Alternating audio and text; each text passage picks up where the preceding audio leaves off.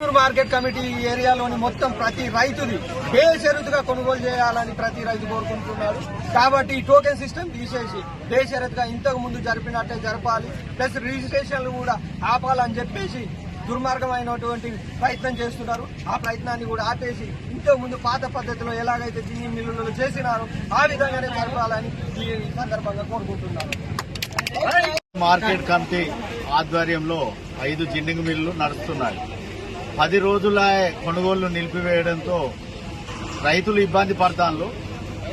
రైతులు ఏంటంటే కొంటారన్న ఆశతోని దాదాపు ఒక 250 బండ్లు నింపుకొచ్చి మార్కెట్ల నుంచి సీరియల్ రోడ్డుకు పెట్టడం జరిగింది.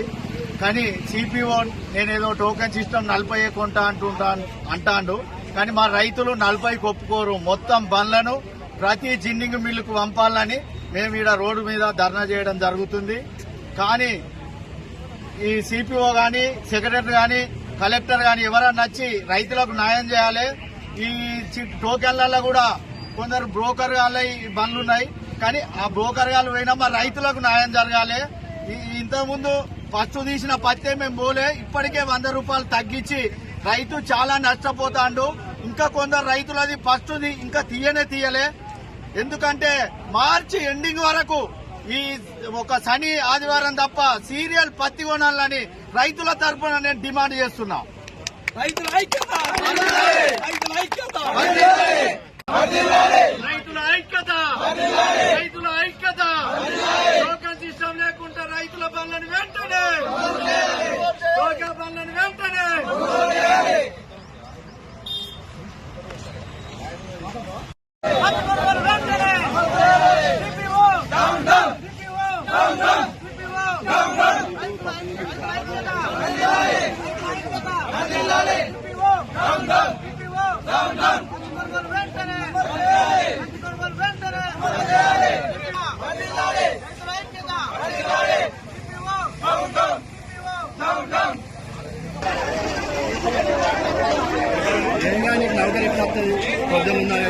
హలో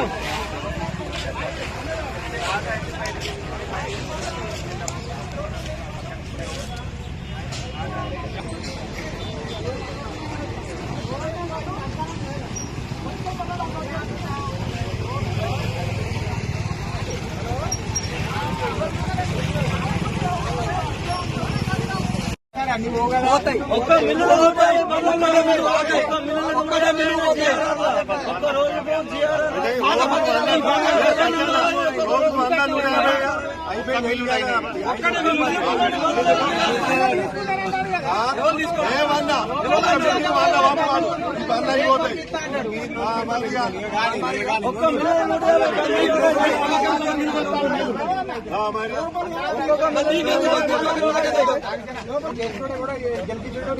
దళారు వ్యవస్థ లేని వ్యవస్థ లేదు. ఎందుకు లేదు? లేదని మీరు ఎట్లా అంటారు? మొత్తం రైతులు ఉన్నారు, కూడా ఉన్నారు. అన్నమాట నష్టపోతాడు. రైతు ఏం విషయం కొనేదాకా మేము రాత్రి వచ్చి